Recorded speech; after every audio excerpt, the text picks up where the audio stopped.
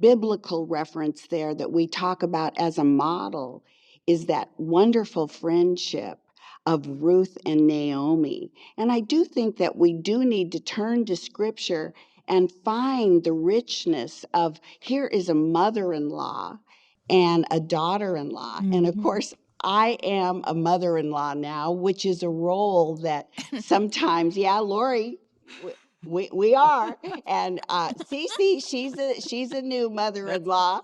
And of course, yeah, come on, Jeannie. You know, we're mother-in-laws and we need to be good at it. I think I'm going to be the best mother-in-law ever. And the thing about that is that, you know, culture wants to always depict that role as never being successful. And, you know, I love that the Bible would take the time to show that she was so fabulous that her daughter-in-law loved her so much that wonderful verse that they play at every wedding, you know, I'm never going to leave you, entreat me not to leave you. You know, that was in the old weddings, right? I'm never going to leave you. And then you find out it's a daughter-in-law who's not going to leave her mother-in-law. And everyone's like, what are you talking about? So the point being there that the relationship is so encouraging that they are friends. And yes, family is different, but we have a family of choice and a family of origin.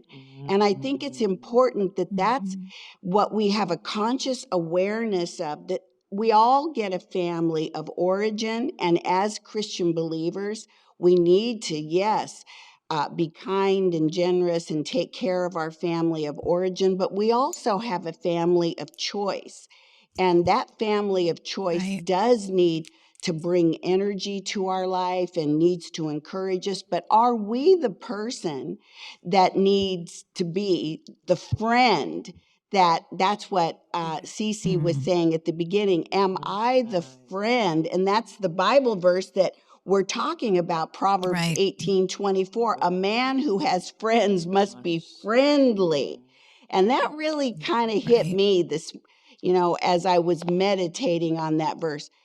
I like to think of myself as friendly. I like to think of myself as a good friend. And yet, as I'm getting into this next season of my life, I want to be a better friend as I invest myself into quality relationships where I make my family of choice deeper and richer, that I bring value to people. And, you know, I think of my dear friends who bring inspiration to me. Some of my friends, you know, rescue me when I'm sick, or they solve a problem for me. And my question to myself today is, how many of those times am I solving problems for them? Or am I the one who's bringing the solution to them?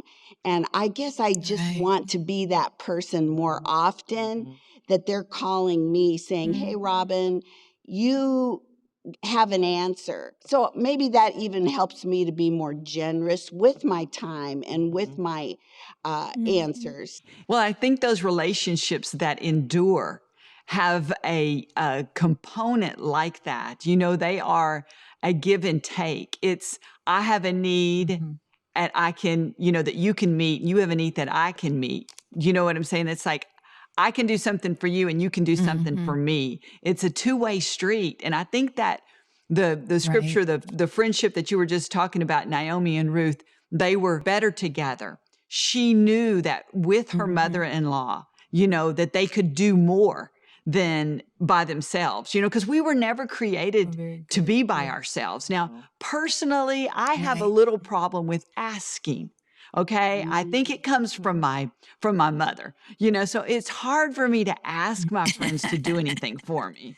It really is. It's hard. I want to give to them, but obviously I've realized that must be a love language, because when you do something for me, it's just like, oh, thank you. You know, I just soak that up, even though I don't ask. So isn't it a funny dynamic how we are? You know, and how we can just kind of like learn what is this person giving me? Maybe that's something that they really need. Isn't that the 5 love languages that you can kind of see what a person needs by what they are giving a lot of? So, and I've learned a lot about myself just as I've gotten older, you know, just looking at that dynamics between me and my friends. And so it's just real interesting that these relationships that endure are usually such two-way streets, and we give each other grace. And no judgment. You know, it's so easy to be judgmental, but I have learned, listen, I fear God too much these days to be judgmental, and a healthy fear. Do you know what I'm saying? It's like healthy fear. Yes. You know, it's like, you know what? For the grace of God, that could be happening to me. And if it is happening to me, I want to make sure I've sown into that situation.